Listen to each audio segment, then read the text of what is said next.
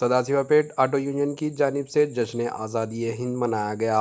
ज़िले संगारेड्डी के Sadashivpet auto union के सदर साजिद पाशा ने 75वें यौम आज़ादी के मौके पर कौमी परचम लहराया। इस मौके पर ऑटो यूनियन के vice president Raju, Sadashivpet SI Santosh Kumar, sub inspector व ऑटो यूनियन के तमाम ज़िम्मेदारान मौजूद थे।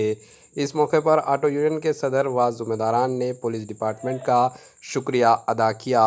Bureau report AHN news.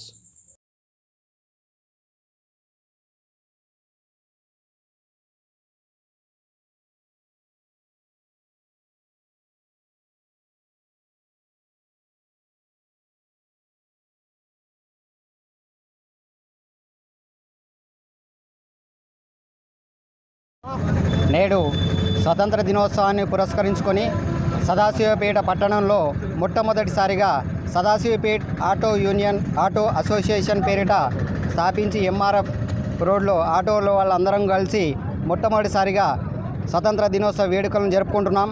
మేమందరం కూడా పట్టణ ప్రజలకు ఆటో యూనియన్ తరపు నుండి పట్టణ ప్రజలు కాకుండా యావత్ భారతదేశ ప్రజలందరికీ కూడా స్వతంత్ర దినోత్సవ శుభాకాంక్షలు తెలియజేస్తున్నాం.